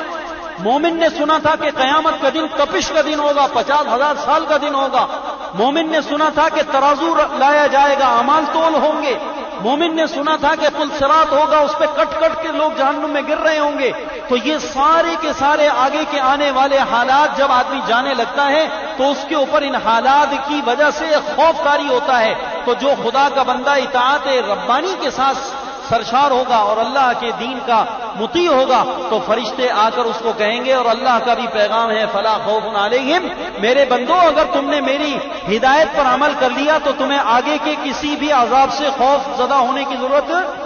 یہ تو میں نے مجرمین کے لیے بنائے ہیں، یہ تو میں نے نافرمانوں کے لیے بنائے ہیں، اور تم فرما بردار بن کر مر رہے ہو. لہذا جو فرما بردار بن کے مرے گا تو آگے والے آنے والے جو عذاب ہیں، جس میں عذاب قبر ہے، برزخ کے عذابات ہیں، جس میں قیامت کے دن کے عذابات ہیں، جس میں پل صراط کا مسئلہ ہے، جس میں جہنم کا مسئلہ ہے، ان تمام مسائل میں سے کوئی مسئلہ بھی تمہیں درپیش. اور ولا تحزنوا، اور حزن نہ کرو. حزن نہ کرو کیا مطلب؟ جب آدمی مرنے لگتا ہے تو کچھ نہ کچھ تو چھوڑتا ہے، کوئی بیوی چھوڑ کے مرتا ہے، کوئی بچے چھوڑ کے مرتا ہے، کوئی دکان، کوئی بنگلہ، کوئی فیکٹری، کوئی گھر، کوئی، تو فرشتے کہتے ہیں اللہ تخافوا ولا تحزنوا، حضرت جو کچھ چھوڑ کے جا رہے ہو اس کا غم نہ کرو، اس لیے کہ جہاں جا رہے ہو اس کا سب کچھ مل جائے گا بدل۔ غم اس پر ہوتا ہے کہ چھوڑ کے جا رہا ہوں، مر رہا ہوں، سارا کمایا تھا، سرمایہ جمع کیا تھا، ہے سارا دنیا میں چھوڑ کے جا رہا ہوں۔ تو فرشتے کہتے ہیں نہ غم نہ کر، تجھے اللہ تعالیٰ اس سے اچھی بیوی عطا کرے گا، تجھے اللہ تعالیٰ اس سے اچھے بچے عطا کرے گا، اس گھر سے بہتر گھر تجھے اللہ عطا کرے گا، ان ساتھیوں سے اچھے ساتھی اور رفقا خدا تجھے عطا کرے گا، اس دنیا کی گھر سے بہتر آخرت کا گھر اللہ تعالیٰ تجھے عطا کرے گا۔ غم نہ کر، جو کچھ چھوڑ کے جا رہا ہے پرواہ نہ کر، پیچھے والے موج کریں ان کو کرنے دے، تو خدا کو راضی کر کے جا رہا ہے، لہذا اللہ تعالیٰ تیرے سارے نقصان کی وہاں پر تلافی کر دیں گے، سارے نقصان کی۔ تو فلا خوف علیہم ولا هم يحزنون، جو اللہ تعالیٰ کے اطاعت گزار بندے ہوں گے ان پر خوف بھی نہیں ہوگا اور وہ غمزدہ بھی نہیں ہوں گے۔ لیکن یہاں ایک سوال آ جاتا ہے محترم، قرآن تو یہ کہہ رہا ہے کہ جو اطاعت گزار بندے ان پر خوف نہیں، حالانکہ صاف روایتوں میں آتا ہے کہ قیامت کے دن تو تمام کے تمام نیک لوگ بھی تھر تھرا رہے ہوں گے، حتیٰ کہ انبیاء علیہ السلام پر بھی قیامت کے دن خوف ہوگا اور نفسا نفسی کر رہے ہوں گے۔ تو قرآن تو یہ کہہ رہا ہے کہ جو ایمان والا بن کے مر گیا، اعمال والا، اس کا کوئی خوف نہیں، لیکن صراحتاً حدیثوں سے ملتا ہے کہ انبیاء علیہ السلام نفسی نفسی، سارے لوگ قیامت کے دن پریشان ہوں گے۔ تو اس کا جواب یہ ہے کہ اس خوف سے مراد وہ خوف کی نفی ہے جو خوف مجرمین کو، نافرمانوں کو پیش آئے گا، وہ خوف ان نیکوکار لوگوں کو پیش نہیں آئے گا۔ اس خوف سے اس خوف کی نفی ہے جو خوف قیامت کے دن نافرمانوں اور مجرمین کو پیش آنا ہے، یعنی وہ دیکھیں گے کہ دیکھیے اب کیا ہوتا ہے، اب فلانے گناہ کی کیا سزا ملتی ہے، فلانی نافرمانی کی کیا سزا ملتی ہے، فلانی نماز چھوڑنے کا کیا ہمارے اوپر حکم آتا ہے، فلانی زکوٰۃ کے ترک کرنے کی وجہ سے کیا عذاب مسلط ہوتا ہے۔ اس طرح کے جو خوف ہیں خدا ایمان والوں کو قیامت کے دن اس قسم کے خوفوں سے اللہ کیا دے دے گا؟ امن دے دے گا۔ البتہ جہاں تک عظمت خداوندی، جلال خداوندی، اللہ تعالیٰ کی عظمت و جلال کا خوف ہے، تو یہ خوف تو قیامت کے دن ایمان والوں کو تو کیا انبیاء علیہ السلام کو بھی ہوگا، اور قیامت کے دن انبیاء علیہ السلام جو نفسا نفسی کر رہے ہوں گے وہ مجرمین اور نافرمانوں والا خوف نہیں ہوگا، بلکہ اس خوف سے مراد وہ خوف ہوگا جو عظمت و جلال خداوندی کی وجہ سے آئے گا پیش۔ تو لہذا اس خوف کی اس میں نفی نہیں ہے، اس خوف کی اس میں نفی نہیں ہے۔ تو فلا خوف علیہم ولا هم يحزنون، ان پر نہ خوف ہوگا اور نہ وہ غمزدہ ہوں۔ والذین کفروا وکذبوا بآیاتنا اولئک اصحاب النار، اور جو لوگ منکر ہوئے اور جھٹلایا ہماری آیاتوں کو، ہماری نشانیوں کو جھٹلایا، اولئک اصحاب النار، وہی ہیں دوزخ میں جانے والے۔ تو دوزخ میں جانے والوں کی کتنی علامتیں ذکر کی اس آیت میں؟ 2، جھٹلایا اور انکار کیا، کفر کیا، اللہ تعالیٰ کی آیتوں کو جھٹلایا، اس کو نہ مانا، تو یہ جہنم میں جائیں گے، ہم فیہا خالدون، اور پھر اس میں یہ ہمیشہ رہیں گے۔ دیکھو بھائی، رکوع پورا ہوا، اس میں عصمت انبیاء علیہ السلام کا مسئلہ ایک نازک ہے۔ آدم علیہ السلام نے جنت میں کیسے درخت کھا لیا؟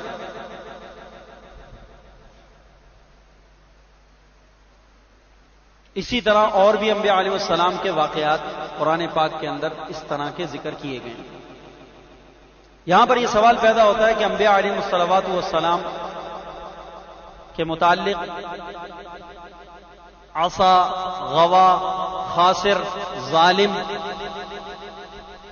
کے الفاظ قرآن پاک میں ذکر کیے گئے۔ یونس علیہ السلام قوم کو چھوڑ کے چلے گئے دریا کے اندر، کشتی میں بیٹھے، وہاں سے کشتی میں بھنور میں پھنس گئی، اور اس زمانے کے اندر یہ دستور تھا کہ جب بھی کشتی بھنور میں پھنسا کرتی تو وہ کشتی بھنور میں پھنسا کرتی جس کے اندر اپنی قوم کا کوئی بھاگا ہوا فرد آ گیا ہوتا۔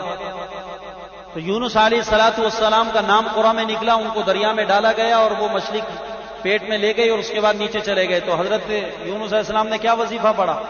لا الہ الا انت سبحانک انی کنت ظالم کہ میں ظالم ہوں، تو نبیوں کی طرف ظالم کی، عصا نافرمانی کی، غوا بھٹک جانے کی نسبتیں ہیں. تو اس سے بعض لوگوں کو یہ شبہ لگا کہ انہوں نے انبیاء علیہ الصلوات والسلام کی عصمت کے اوپر کلام کرنا شروع کر دیا. تو یہاں یہ مسئلہ بڑا نازک ہے، اس کو سمجھنا ضروری ہے. میرے بھائی یاد رکھیے، عصمت کا لغوی معنی ہوتا ہے بچانا. عصمت کا لغوی معنی ہے بچانا. عصمت معصومیت، معصوم لغوی معنی عصمت کا بچانا. اصطلاح کے اندر کہتے ہیں عصمت کو کہ اللہ کے لطف و کرم سے باوجود قدرت گناہ کے، اللہ کے لطف و کرم سے باوجود قدرت گناہ کے، گناہ پر قدرت ہے لیکن خدا کے لطف و کرم سے گناہ سے بچ جانا، اس کو کیا کہا جاتا ہے؟ عصمت. تو سمجھ لیں، عصمت کا لغوی معنی ہے بچانا، اور اصطلاح کے اندر اللہ تعالی کے لطف سے باوجود قدرت گناہ کے بچنا. فرشتے بھی معصوم ہیں اور انبیاء بھی معصوم ہیں، لیکن فرشتوں کی اور انبیاء کی معصومیت میں ایک باریک فرق ہے کہ فرشتوں کو گناہوں پر قدرت نہیں ہے. اگر انبیاء علیہ الصلوات والسلام کے متعلق بھی یہ کہا جائے کہ ان کو گناہوں پر قدرت نہیں ہے تو معصوم ہونا چاہیے معنی دارت. گناہوں پر قدرت ہے لیکن قدرت گناہ کے باوجود انبیاء علیہ السلام گناہ کے قریب نہیں جا سکتے. محال ہے کہ انبیاء علیہ السلام سے اللہ کی نافرمانی ہو، اس لیے کہ لطف خداوندی ان کے ساتھ شامل حال ہے. لطف خداوندی، اللہ کے لطف سے باوجود قدرت گناہ کے، گناہوں سے بچنا، انبیاء علیہ الصلوات والسلام کی اس اعتبار سے معصومیت فرشتوں کی معصومیت سے بڑی ہوئی ہے کہ ان میں تو گناہ کی قدرت ہی نہیں ہے. اگر فرشتے گناہ نہیں کرتے تو فرشتوں کا کوئی کمال اس کا ہے کہ جو گناہ پر قدرت رکھتا ہو پھر گناہ نہ کرے. کمال کس کا ہے؟ ایک میں مادہ ہی نہیں ہے، قدرت ہی نہیں ہے اس کو. تو انبیاء علیہ الصلوات والسلام اللہ تعالی کی قدرت سے گناہوں سے بچے ہوئے ہوتے ہیں. اس کی وجہ کیا ہے؟ اس کی وجہ یہ ہے کہ گناہ کے مادے کل دو ہیں. گناہ کے مادے کتنے ہیں؟ مادہ معصیت کتنے ہیں؟ دو، نفس اور، بتائیے مشہور ہے، نفس اور شیطان. مادہ معصیت جو چیز انسان کو برانگیختہ کرتی ہے خدا کی نافرمانی پر، خدا کی نافرمانی کرنے پر جو چیز انسان کو ابھارتی ہے، برانگیختہ کرتی ہے، وہ کل کتنی ہے؟ یاد رکھیے گا، کل کتنی ہیں؟ ایک نفس اور دوسرا شیطان. تو مادہ معصیت دو ہیں. مادہ معصیت. تو معصوم کس کو کہا جاتا ہے؟ جس کا ظاہر و باطن مادہ معصیت سے پاک ہو. معصوم کس کو کہیں گے؟ جس کا ظاہر و باطن مادہ معصیت سے، مادہ معصیت کے دخل دینے سے جس کا ظاہر و باطن پاک ہو اس کو معصوم کہا جائے گا. اور یہ صفت اللہ نے انبیاء علیہ الصلوات والسلام کو عطا کی ہے کہ انبیاء علیہ الصلوات والسلام کا ظاہر بھی اور انبیاء علیہ السلام کا باطن بھی مادہ معصیت سے یعنی نفس اور شیطان کے دخل دینے سے پاک ہوتا ہے. بات سمجھ میں آ رہی؟ تو معصوم کس کو کہیں گے؟ جس کا ظاہر و باطن مادہ معصیت کے دخل دینے سے پاک و منزہ ہو. پاک و، یاد رہے گی تعریف. لغوی معنی معصیت کا ہے بچانا، اصطلاحی معنی ہے اللہ کے لطف و کرم و مہربانی سے باوجود قدرت گناہ کے گناہ سے بچنا. تو معصوم، اب معصوم کہا جاتا ہے. معصوم ہمارے ہاں چھوٹے بچوں کو، نابالغ بچوں کو بھی معصوم کہہ دیتے ہیں، اور ہمارے یہاں لوگ مارے جاتے ہیں تو ان کو معصوم شہری کہہ دیتے ہیں. آپ اندازہ لگائیں، معصوم کی تعریف نہ سامنے ہونے کی وجہ سے ہر ایک کے لیے لفظ، اسی سے تو بدبختوں نے یہ نکالا ہے کہ وہ اپنے اماموں کو کیا کہتے ہیں جی؟ ہاں، بات کو سمجھنا کیا کہہ رہا ہوں۔ معصوم کی تعریف تو بتاؤ، معصوم کی تعریف کیا؟ معصوم کی تعریف یہ ہے، معصوم کس کو کہا جائے گا؟ جس کا ظاہر و باطن مادہ معصیت سے پاک و منزہ ہو۔ مادہ معصیت کل دو چیزیں ہیں، شیطان اور نفس۔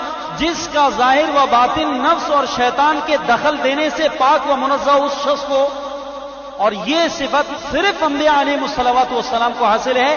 انبیاء کے علاوہ ہمارا عقیدہ ہے کہ انبیاء کے بعد کوئی بھی معصوم، حتیٰ کہ صحابہ کے بارے میں بھی یہ عقیدہ قائم کرنا درست نہیں کہ صحابہ معصوم ہیں۔ ہاں، یہ عقیدہ صحابہ کے بارے میں بنانا فرض اور واجب ہے، اور یہ ضروری ہے کہ صحابہ معصوم اگرچہ نہیں لیکن محفوظ عن الخطا ہیں، محفوظ ہیں، محفوظ عن صحابہ معصوم تو نہیں ہے کہ ان میں مادہ معصیت نہ ہو، لیکن خدا نے اپنے نبی کے لیے چونکہ اس جماعت کا انتخاب کیا، اس لیے اللہ نے اس نبی کو چمکانے کے لیے، شاندار بنانے کے لیے، اس جماعت کو اللہ تعالیٰ نے ساری دنیا کے سامنے نمایاں کرنے کے لیے، اگرچہ ان میں مادہ معصیت موجود تھا لیکن رب نے کرم کیا، ان کو گناہوں سے محفوظ فرمایا۔ اور محفوظ کرنے کی دو صورتیں ہوئیں، ایک تو یہ کہ اللہ نے بعضوں سے گناہ ہی نہیں کروائے، اور دوسری صورت یہ ہوئی کہ بعضوں سے گناہ تو ہو گئے لیکن اللہ نے گناہ کے فوراً بعد ندامت اور توبہ کی توفیق دے کر ان کے گناہ کو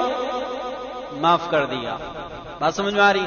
کوئی صحابی اس حال میں نہیں مرا کہ اس کے ذمے کوئی گناہ تھا اس کے کھاتے میں اور وہ بغیر توبہ کرائے مر گیا ہو۔ اس لیے کہ جو گناہ پر مرے اس کے لیے اللہ کی رضا کا پروانہ، اللہ کی رضا کا پروانہ صحابہ کے لیے یہ دلالت کر رہا ہے کہ صحابہ کو خدا نے مرنے سے پہلے معاف کر دیا تھا، مرنے سے پہلے سارے صحابہ کو یہ معاف کرنا اس بات پر دلالت کر رہا ہے چونکہ رضا اللہ راضی ہوا تو اللہ کبھی کسی نافرمان سے راضی ہوگا؟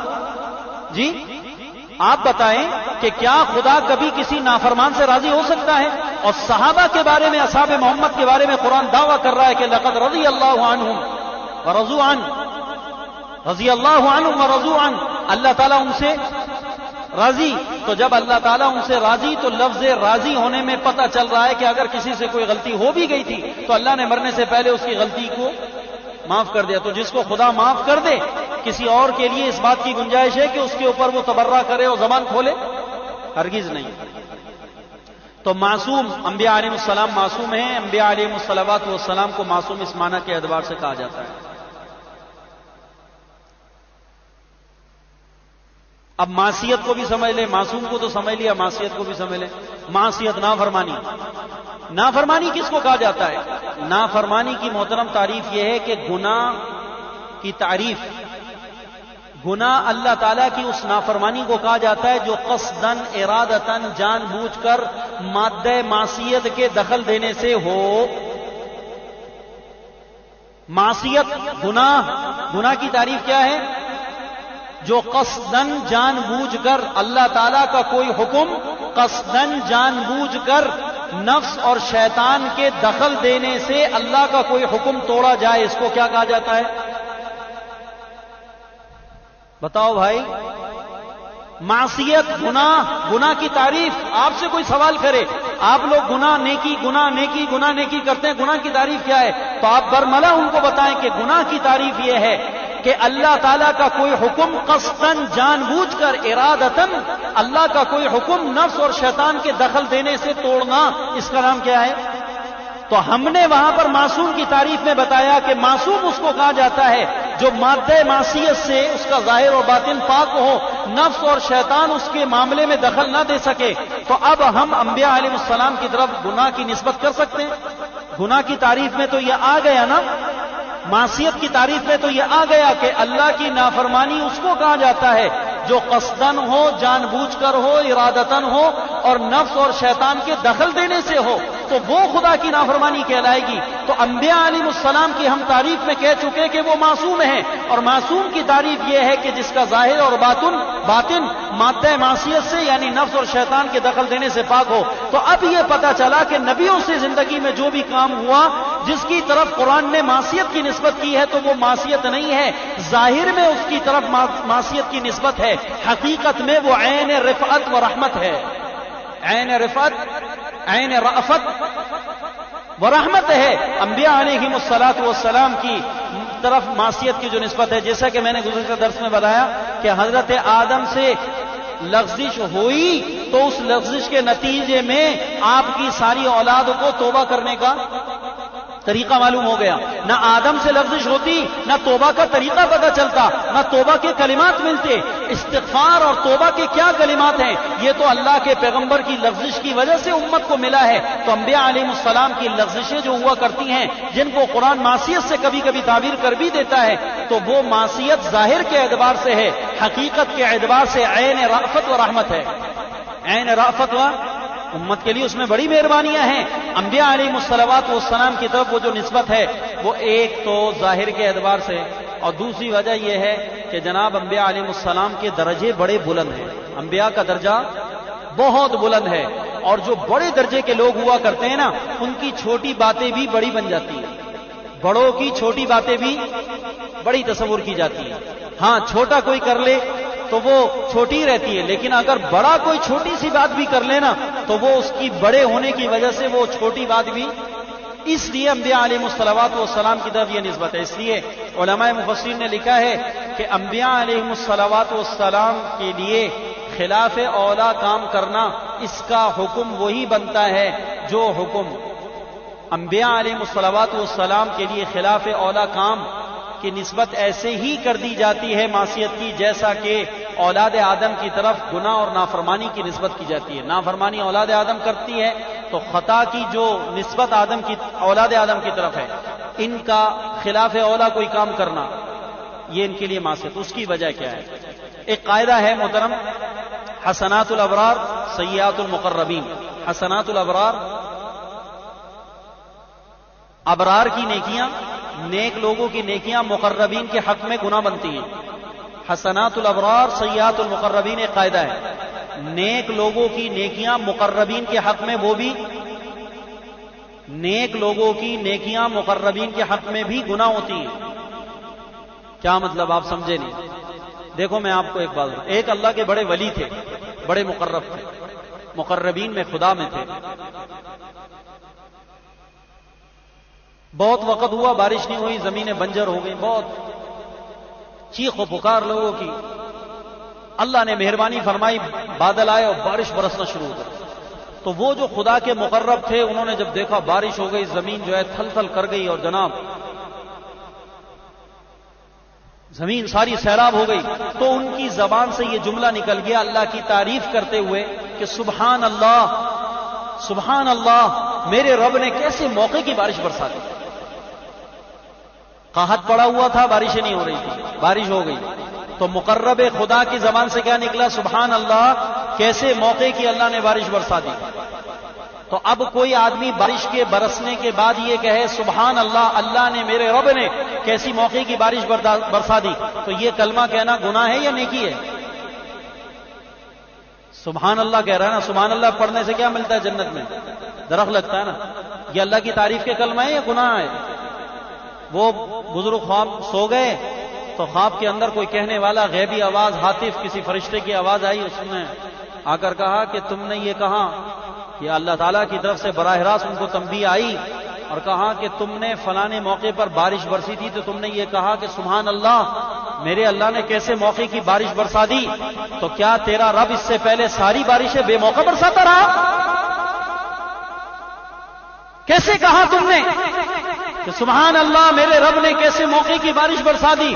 تیرے رب کی آج تک ہونے والی بارشیں ساری بے موقع تھی جو تو نے اس موقع پر یہ جملہ بولا.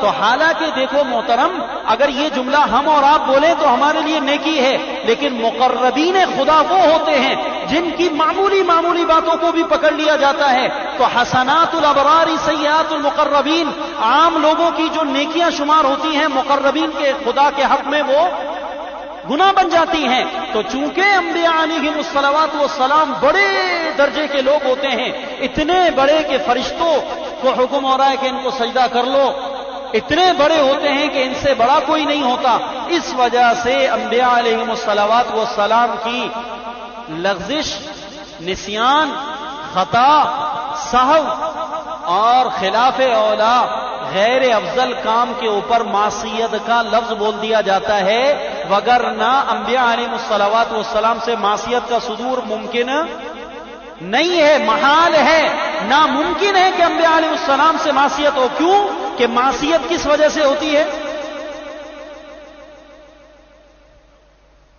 نفس اور شیطان کے دخل دینے سے، اور دوسری معصیت، گناہ اس کو کہتے ہیں جو جان بوجھ کر قصدن ارادتن اللہ کا حکم توڑا جائے۔ تو کیا انبیاء علیہ السلام جان بوجھ کر اللہ کا حکم توڑتے ہیں؟ تو حضرت آدم نے جو وہ درخت کھایا تھا جان بوجھ کر قصدن اللہ کا حکم توڑا تھا یا بھول گئے تھے؟ تو قرآن نے دعویٰ کیا فنسیا ولم نجد لہ عزما، آدم بھول گئے تھے، اور جو بھول کر کوئی حکم ٹوٹ جائے تو وہ معصیت کے حکم میں داخل۔ اسی وجہ سے آپ روزہ رکھتے ہیں، دیکھو میں کیا کہہ رہا ہوں، روزہ رکھتے ہیں، بھول کے آپ اٹھے اور آپ نے اٹھ کر کیا پی لیا تو عتاب ہونا چاہیے نہیں ہونا چاہیے؟ لیکن شریعت کیا کہتی ہے؟ پاکیزہ شریعت آپ کی کیا کہہ رہی ہے؟ اور بابا بھول کے پیا نا، جان کے تو نہیں پیا، سچ بتا۔ نہیں اللہ میاں جان کے نہیں پیا، بھول گیا تھا۔ اچھا چلو بھول کے پیا تھا تو کوئی بات نہیں، اگر تو نے جگ بھی پی لیا تھا تب بھی تیرا روزہ باقی۔ بھول گئے تھے آدم، بھول کے اگر خدا کا حکم ٹوٹ جائے تو وہ معصیت نہیں ہے۔ معصیت کی تعریف یہ ہے کہ قصدن کیا جائے، جان بوجھ کر اللہ کے حکم کو توڑا جائے، جانتا ہو کہ میں اللہ کا حکم توڑ رہا ہوں، اللہ کی نافرمانی کر رہا ہوں، تو اس صورت کے اندر وہ معصیت بنے گا۔ اس لیے اگر بھول کر کوئی آدمی روزے کے اندر کھا لے یا پی لے تو نہ کھانے سے روزہ ٹوٹے نہ پینے سے، بلکہ روزہ اس کا باقی ہے۔ بلکہ خدا کے پیغمبر نے تو یہاں تک فرما دیا، فقہا نے یہاں تک عبارت لکھی کہ کوئی آدمی اگر روزے کی حالت میں آپ کو کھاتا پیتا نظر آ جائے، روزہ رکھا ہوا ہے بھول کے کھا رہا ہے، تو اس کھانے والے کو کھانے سے منع نہ کرو، اس کو اس کا روزہ یاد نہ دلاؤ، پیٹ بھرنے دو، اس لیے کہ خدا نے یہ وہ رزق ہے جو اس کو بغیر حکم توڑے عطا کر دیا، کھانے دو اس کو۔ کیوں بولتے ہو او بابا تیرا روزہ، کیوں بولتے ہو اس کو؟ کھانے والے کو کھانے سے روکنا درست، خصوصاً اس صورت کے اندر جب روزہ رکھنے والا کمزور ہو، روزہ رکھنے والا کمزور ہو تو اس کو یاد مت دلاؤ کہ تیرا روزہ ہے۔ چھوٹے چھوٹے بچے روزہ رکھتے ہیں، بھول کے کھاتے پیتے رہتے ہیں، ان کو مت یاد دلاؤ کہ تم نے روزہ رکھا ہوا ہے، کھانے پینے دو، یہ خدا کا وہ رزق ہے جو خدا نے اس کو دے دیا ہے، اور اللہ پاک اس کو کھلا رہے ہیں پلا رہے ہیں، اور بغیر حکم توڑے اللہ اس کو کھلا رہا ہے، کھا لو۔ بھائی کچھ سمجھ میں آ رہا ہے؟ تو معصیت قصدن و ارادتن، جان بوجھ کر نفس اور شیطان کے دخل دینے سے جو حکم توڑا جائے اس کو کیا کہتے ہیں؟ معصیت اور گناہ۔ اور معصوم وہ ہے کہ اس کا ظاہر و باطن مادہ معصیت سے پاک و منزہ ہو، تو انبیاء علیہ الصلوات والسلام کا معصوم ہونا ثابت ہوتا ہے۔ پھر آگے کی بات، وقت تھوڑا ہے، اس گفتگو کو چلو آئندہ درس میں لے لیں گے کیونکہ ابھی بہت ساری باتیں کرنی ہیں اس پر۔ جی نہیں، نماز کا ٹائم تو آگے نہیں بڑھاتے، نماز کا ٹائم تو درست ہے، نہیں نماز کے بعد بھی نہیں، آئندہ ہفتے کریں گے، یہ بات یاد رکھنا۔ ایک بات اس پر یاد رکھ لو بس، ابھی ایک بات اور سن لیں، لغوی معنی اصطلاحی معنی یاد رکھیے گا۔ اگلے ہفتے میں آپ میں سے ایک بات ساتھیوں سے اس کا سوال کر لوں گا، پوچھ لوں گا جس کو کہ بھئی آپ کو یاد ہے لغوی معنی اصطلاحی معنی اور اصطلاحی تعریف شریعت کی، معصوم کی تعریف اور معصیت کی تعریف، معصوم کی تعریف، معصیت کی تعریف، عصمت کا لغوی اور اصطلاحی معنی، یہ بات چار باتیں یاد رکھیے گا تاکہ اگلی بات اگلا درس آپ کو سمجھ میں آ جائے۔ محترم، معصیت انبیاء علیہ الصلوات والسلام کی طرف اچھا ہم نے مانا کہ لغزش کی نسبت ہوئی بھی، بھول چوک کی نسبت ہوئی ہے۔ تو سائل سوال کرتا ہے علماء سے، شریعت سے پوچھ رہا ہے ایک سائل کہ کیا یہ لفظ جو انبیاء علیہ السلام سے ہو جاتی ہے یہ شریعت کے باب میں، تبلیغ کے باب میں، احکامات کے پہنچانے کے باب میں بھی ہو جاتی ہے، یا اس کا تعلق کسی خاص وقت سے، کسی خاص امر سے ہے؟ تو اس کا جواب یہ ہے کہ انبیاء علیہم الصلوات والسلام سے جو لغزش ہوتی ہے، اس لغزش کا تعلق، انبیاء علیہم السلام کی لغزش کا تعلق تبلیغ سے، احکامات کے پہنچانے سے، وحی کی ادائیگی کرنے سے، حکم کے پورا پہنچانے سے اس کا تعلق نہیں ہے، اس لیے کہ عصمت کا تعلق، عصمت کے 4 درجے ہیں، عصمت کے 4 درجے ہیں۔ انبیاء علیہ السلام کی عصمت اس کا تعلق 4 چیزوں سے ہے۔ عصمت کا تعلق نمبر 1 عقائد، نمبر 2 تبلیغ احکام، نمبر 3 فتویٰ و اجتہاد، اور نمبر 4 افعال و عادات۔ بس یہ بات ختم کر رہا ہوں، بس یہ 4 بات یہ یاد رکھیے گا، اور وہ 4 باتیں۔ عصمت کا تعلق کتنی چیزوں سے ہے؟ عصمت، معصومیت کا تعلق کتنی چیزوں سے ہے؟ 4 سے۔ نمبر 1 عقائد، نمبر 2 تبلیغ و احکام، نمبر 3 فتویٰ و اجتہاد، اور نمبر 4 افعال و عادات۔ افعال و عادات۔ بھائی دیکھو 3 4 دفعہ بات میں دہراتا ہوں تاکہ ذہن میں بیٹھ جائے۔ معصومیت کا تعلق 4 چیزوں کے ساتھ ہے۔